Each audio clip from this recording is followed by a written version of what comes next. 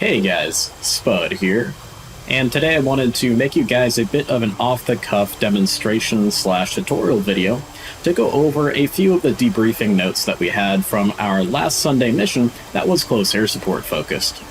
So in this video we're going to be going over some tips and tricks and some do's and don'ts for your targeting pod and how to use it most effectively, as well as how to find those targets that are scattered all across the battle space below you. Then we're also going to talk about how to properly fly in the overhead around your target in more or less permissive airspace like we had in that Sunday mission. So let's go ahead and get started, guys. Alright guys, before we hop in the cockpit and get started with talking about some tips and tricks of how to find targets with your targeting pod and how to fly the overhead around your target area, let's first take a look at the situation overview. Just like in our last Sunday mission that was close air support focused, we have a attacking force made up of Leopard 2s who are moving down the MSR between Sharkaya Mine Complex and Palmyra Airfield and the city itself, and we have the enemy Empire of Paran Army armored forces scattered around this area here in various defensive positions to defend the area of Palmyra. So it is permissive airspace. We are not going to have any red air threats coming out to try and shoot us down as we give close air support to these Leo 2s, or more accurately what we would be doing today is more like an interdiction type mission, like most of the jets that we're flying in that last Sunday mission we're doing. Now, our target area today, our kill box, for lack of a better term, is going to be Delta Uniform 20 right here. And the target area in question here is going to be this large L-shaped town that runs along the main MSR here.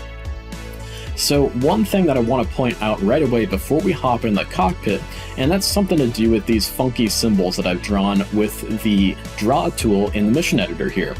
And that is pointing out to you guys, it's easier to use your targeting pod when you're further away from your target. One thing that I've noticed for a long time now is DCS World pilots tend to bunch up right on top of their target areas, even while they're trying to use their targeting pod to find things like tanks or infantry or BMPs or whatever their target for that day might be.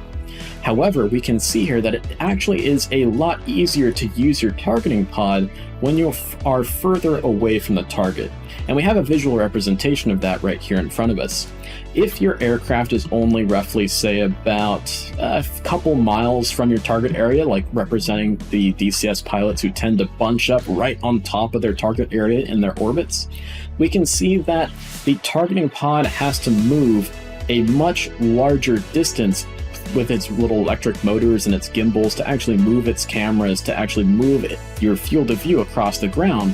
Whereas if you're nice and stood off away from your target, you know, a good 10, 20 nautical miles away, we can see here that this angle that we've got is much, much smaller to move the targeting pod across the ground the same distance. And so thus your targeting pod doesn't have to move in its gimbals, its little electric motors don't have to move all that much to move your field of view of that pod from one end of the town complex to the other.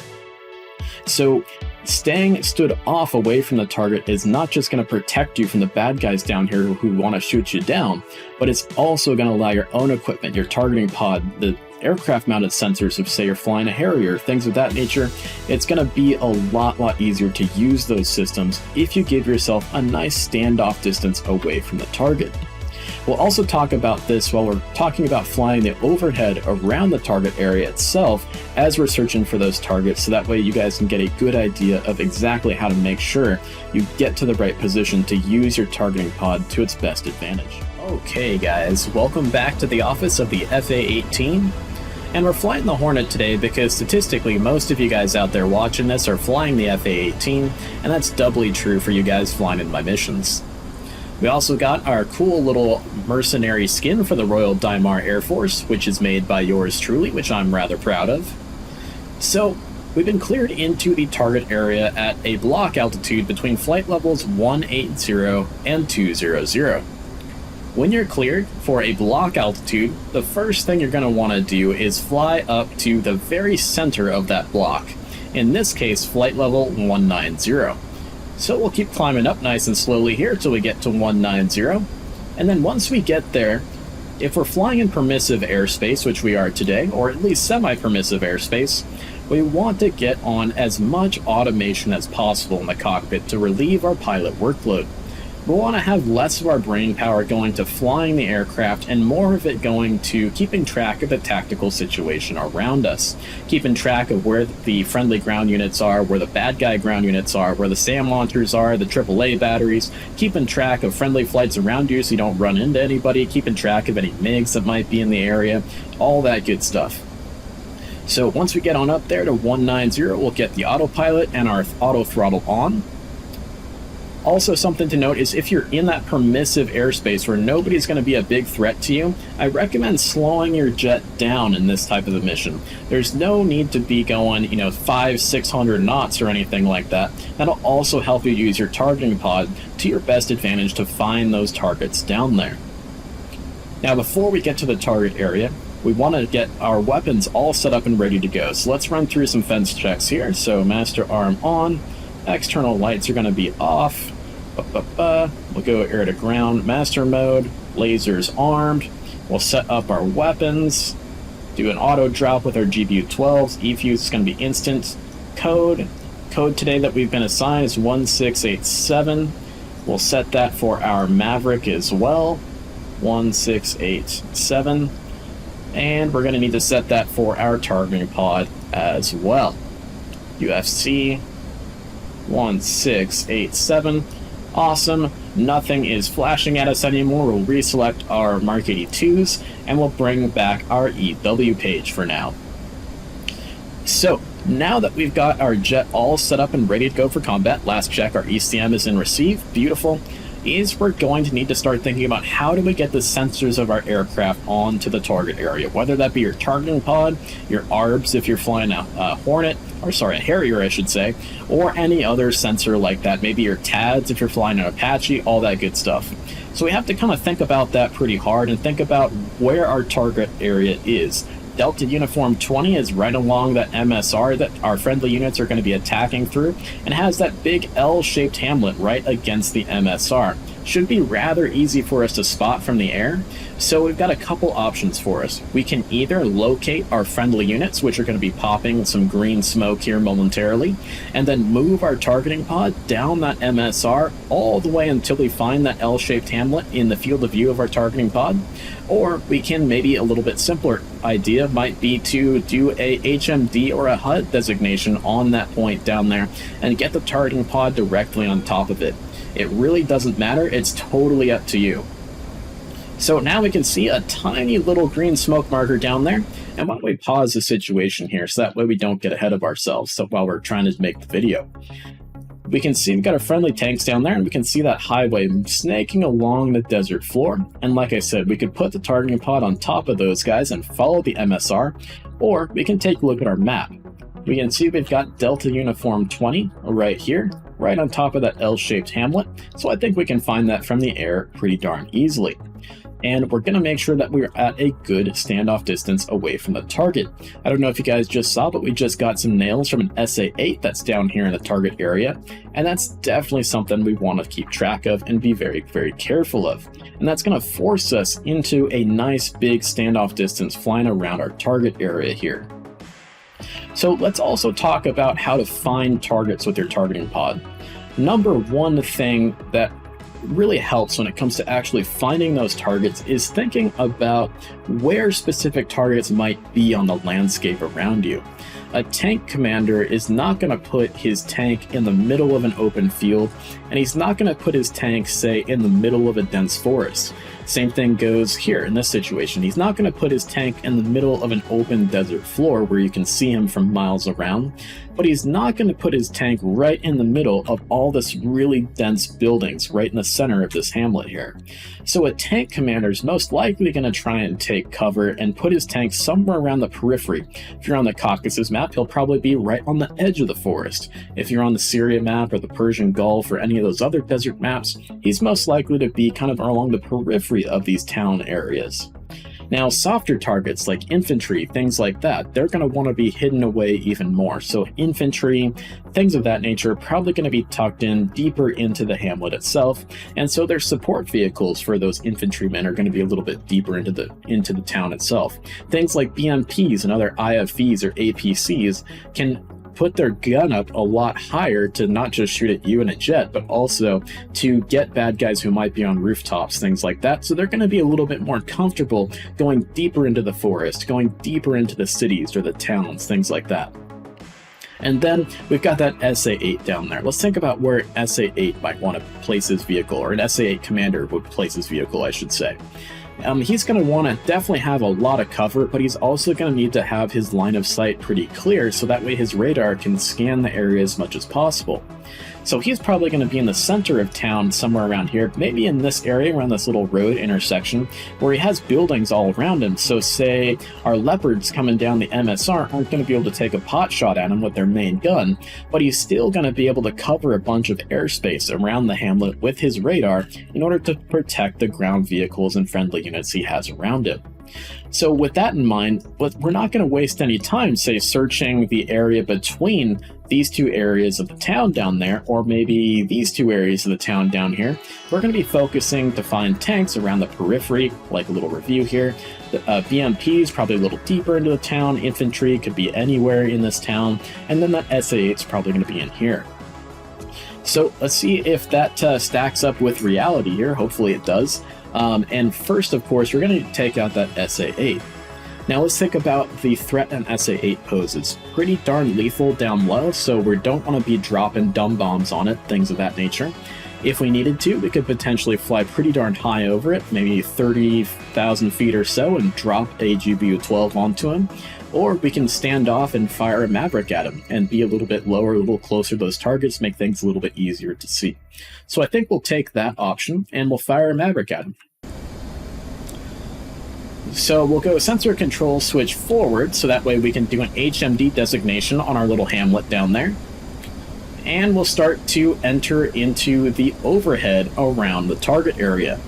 Now this is where a lot of folks in that Sunday mission, and I see a lot of folks in DCS generally, struggle a lot. A lot of folks will just keep on plowing straight ahead right on top of the target. In this case, that would get us killed with that SA-8. But in most cases, that's just going to make it really, really, really hard for you guys to find those targets with your targeting pod. So ideally here with an A-18 Hornet with a early generation Lightning pod, we're going to try and be roughly about a 12 nautical mile distance away from our target as we're searching. So about a 90-degree right-hand turn here, we're going to fly perpendicular to the target area, and boom, what do you know? There's that beautiful target down there. Let's go ahead and reset my track IR a little bit. There we go. And boom, let's go ahead and put our targeting pod right on top of the target there. Now, this is a big gotcha. I saw some people struggling with this in this Sunday mission, is once you have an HMD designation done, whether that's a mark point in your F-16C or just a target point here in your FA-18, you're going to want to bring your TDC away from your HMD display as quickly as possible, because if you leave it on your HMD, you can see how sensitive that is if you accidentally just bump your TDC a little bit. So we're going to want to go sensor control switch right in this case to bring our TDC back to our targeting pod. And now, whoop, still a bit sensitive. Let's try it again.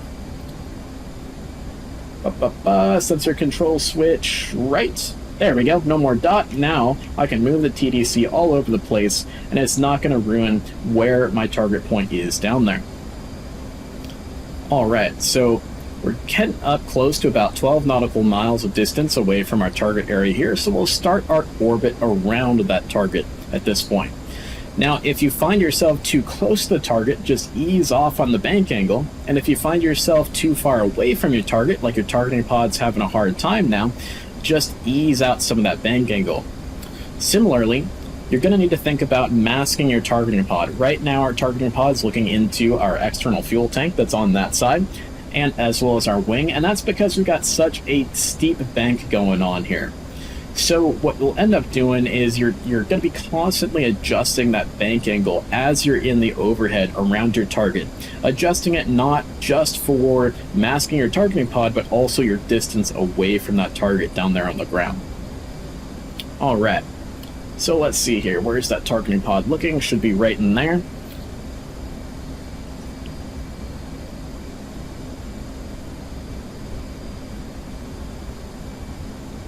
See some mountains here. There's the MSR. All right, so I'm going to go ahead, and it seems that our targeting pod came off of our target designation down there. So I'm going to go ahead and kill that designation, and we'll set up a new one here. Boop, right on top of our target. Don't be afraid to do that, guys. Kill your designation and reset it if something isn't right. You can always reset and redo, no problem. All right. So we've got ourselves looking right at that hamlet down there. Now, a lot of folks are very, very used to just simply searching in FLIR mode in order to find things, and that's great if you're flying around at night, or if you have targets that have been on the move or are firing their gun, things of that nature, and have gotten pretty hot. Now, FLIR mode is great for finding infantry because they're always hot. And so if a mission maker has created a scenario where you can find infantry because there's always men around vehicles, that will really, really help. So let's go ahead and zoom on in here. So we can see a bunch of infantrymen, and we actually have an armored vehicle in the middle of these guys. However, they are going to be really, really hard to see unless we swap over to TV mode. So if we swap over to TV, then boom, wow, 2 BMPs just appear out of nowhere. So the best way to search for targets, in my opinion, is to simply swap back and forth between FLIR and TV mode all the time. And it's really, really going to help. It's also going to help you find targets because, as you can see, the angle and zoom changes slightly between FLIR and TV mode. That gives you a slightly different perspective that can help your eye catch things that kind of pops out. So we can see we're coming a little bit close to our target here, so all that means is we just need to kind of ease out of our bank a little bit here, kind of flying more of a racetrack type pattern at the moment. And now let's go ahead and start searching for that SA-8. So as we talked about earlier, infantry and BMPs are going to be a little bit further into the town area here. And we know that our SA-8 commander is going to want a nice open area with a good field of view in the town down here. So that's a pretty open area, but I am not seeing anything. Again, always switch back and forth, gives you a little bit more contrast for things, kind of makes things stand out a little bit, this act of shifting back and forth. And there we go, there's the SA-8. So we can see he's not very close to any buildings, but he definitely has buildings all the way around him to protect him from enemy ground forces. So we'll go TDC depress right on top of him, set that as a target, and we'll set up for our engagement with our Maverick. So normally, if we weren't about to engage a target, I would want to start rolling my jet off to the left here to re-enter into the hold around the target area. However, with this type of situation here, as opposed to, let's pause it again here, as opposed to turning hard to the left and coming into the target this way, that's going to put us within his engagement envelope very, very quickly. So instead, why don't we go ahead and make a 270-degree turn to the right-hand side. That's going to set us up for a nice run into the target from a larger distance, so that way we can fire a Maverick well outside of that SA-8's engagement range. These are the kinds of things you guys should be thinking about all the time as you're flying in the overhead around the target. How do I set up for the best engagement of this type of target using this type of weapon? How do I keep myself safest? How do I make sure the ground forces down there that are friendly aren't getting in the way? All of that good stuff. So we can see down here, there's our nice green smoke marker with our friendly tanks arrayed around it. So with that, we will click off our autopilot, getting rid of some of that automation.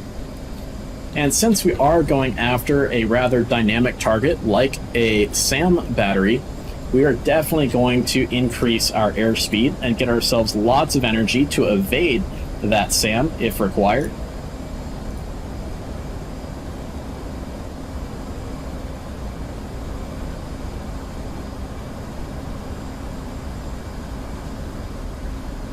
So we can see doing that 270-degree turn to the right-hand side is giving us lots of distance away from the target very quickly. And we're well outside the engagement range of that SA-8 at this point.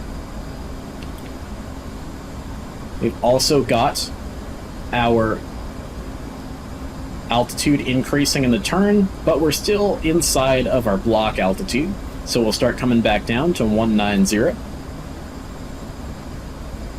And of course we are going to have to break our block altitude to employ a Maverick to the best effect.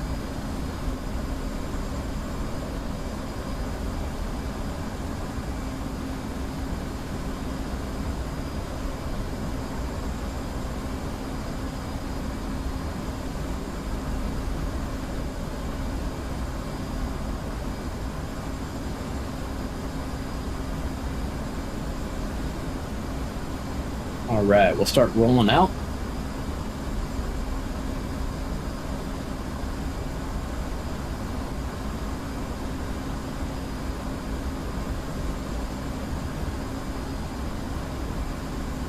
Okay, we're within max range. We're going to start firing our laser.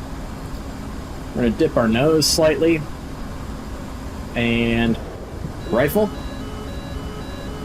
We're entering into the maximum engagement range of that SAM down there, so we're going to go ahead and transmit with our ECM.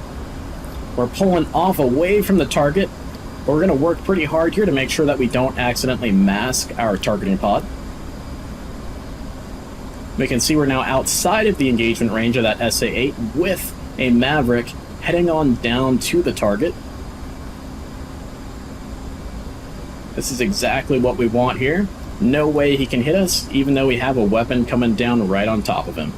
Beautiful.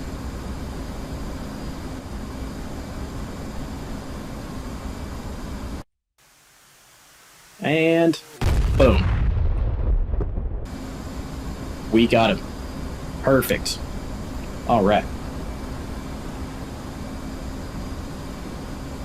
Now, we just need to re-enter into the hold around the target area. Again, we're about 7.5 miles away from our target down there.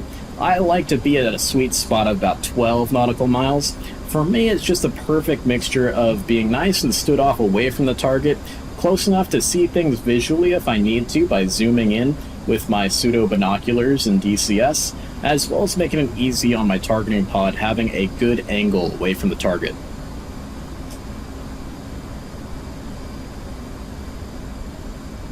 So with that, let's go ahead and unmask our pod, and we'll start looking for more targets. So we'll go to FLIR mode, use FLIR mode to find maybe a group of infantry or something around like that around here. Cool, there's a group of infantry right there. Probably means they're somewhat gathered around a target, like a tank or a BMP. Looks like there's something in there.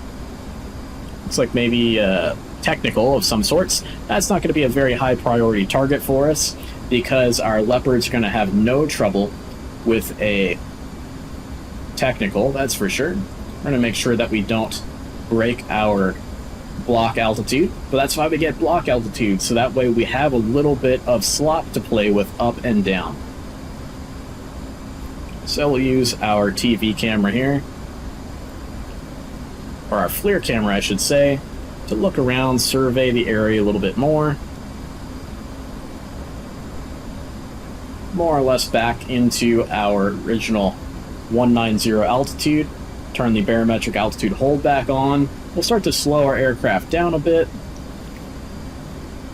And we will get our auto throttle turned back on so that way we don't have to worry about getting too fast or too slow as we go very much heads down looking for targets here. Looking around the peripheries, looking for a tank to engage. Peripheries of the town are always where those tanks are going to hide.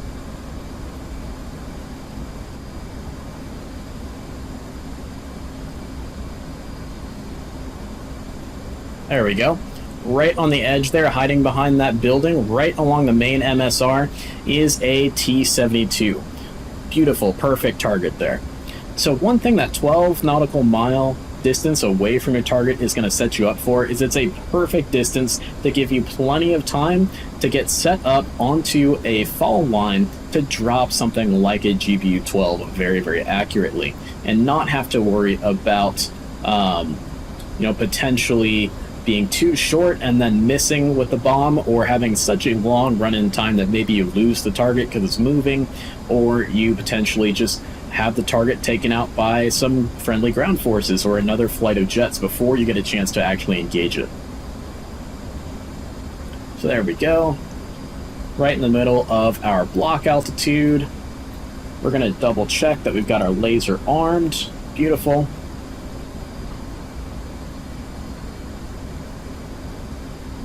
Yep, that is definitely a T-72 down there. Flying right on our fall line.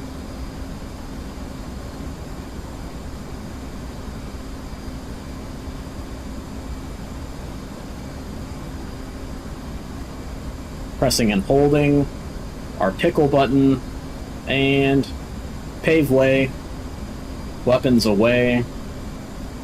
Should be a pretty accurate drop right into the laser basket.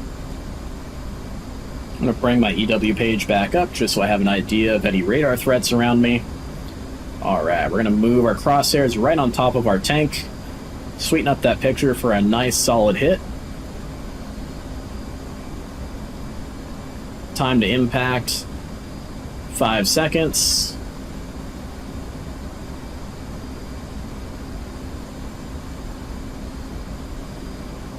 And shack. Beautiful. That's exactly what we want right there. So now that we've crossed over our target, we're just going to fly out here on more or less the same heading. If we're being engaged by AAA, whether that be heavy AAA, light AAA, whatever it is, we might be jinking a bit, but we're just building up that separation away from the target, so that way we can get to a point where we can make that 90-degree left-hand turn once again and get reestablished in our orbit overhead the target. And you guys can see here that I haven't even broken our block altitude at all throughout this whole engagement process. So I could have had, say maybe some Harriers at a lower altitude block below us, maybe some F-16s at a higher altitude block above us, and we wouldn't have interfered with them whatsoever. So this is a really, really good example for you guys to show you how it should have looked from your cockpit in that close air support mission that we ran during that Sunday. Alright, so we're coming up on about 10 nautical miles from the target, so we'll start entering into just a nice gentle turn. Nothing needs to be too frantic, nothing needs to be too hate crazy when it comes to this.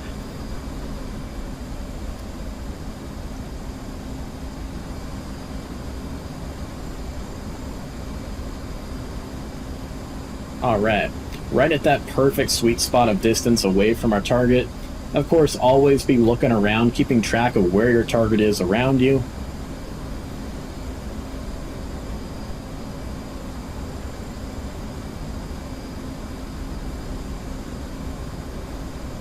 And we're back right over the top of our friendly Leopards again. Now let's see if we can find ourselves another tank, because our ground personnel down there are definitely going to want us to take out tanks as opposed to BMPs when it comes to what they want to face when they head down the MSR here shortly. So again, tanks are going to be around the periphery of towns, on the edges of forests, not in the middle of the towns, not in the middle of the forests, not in the middle of the meadows, not in the middle of the deserts. Looks like we got some personnel here. Let's see.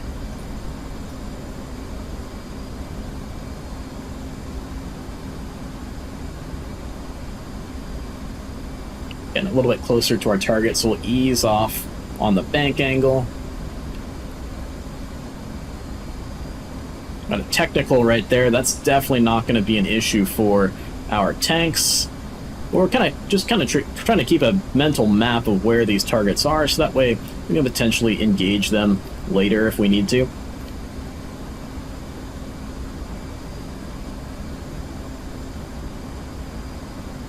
Moving the targeting pod along. Not moving it too quickly, but also not moving it too fast, so that way we can just keep scanning with our eyeballs, looking for any kind of target. And beautiful. Boom. There is a T-72 right there, right along the edge of our town down there. So we'll set a target right on top of him. We'll click our autopilot off. Again, we're in nice permissive airspace. Nobody's going to be shooting at us. We got that SA-8 is all taken care of, so not too worried about going really fast and keeping our energy way high. So we'll give ourselves plenty of time to get in on the target, drop our bomb, make sure that our laser is armed. Coming away from that nice level turn a little bit, but we've got plenty of cushion below us and our block altitude. Alright, beautiful. Right on the fall line, ready to release our GPU-12. Pressing and holding the pickle button. And pave way. We're going to sweeten up our crosshairs right on top of our T-72 down there. A little bit of left wing down trim to compensate for the weight coming off of our aircraft. Laser is armed. Always double, triple, quadruple check that.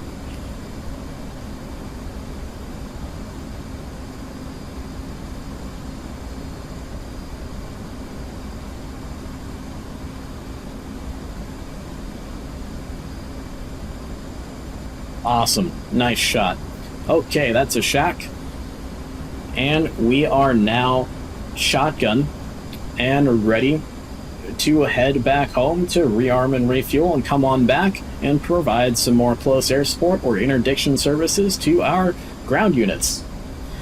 So if there's one thing that I want you guys to take away from this video when it comes to flying, you know, whether it's on a public server, a single player mission, or a big private multiplayer mission, is just to make sure that you guys are standing off away from your targets and your orbits as you're searching for those targets. Again, please, please, please keep in mind these little symbols that I've drawn here to really illustrate how big of a difference being away from your target, just 10 nautical miles versus about 3 nautical miles, makes for the functionality of your targeting pod. It makes a big difference, guys. So hopefully this has helped you out a lot, and please leave a like and a subscribe if it has, and we'll see you in the next one. Fly safe, guys, and stay healthy out there.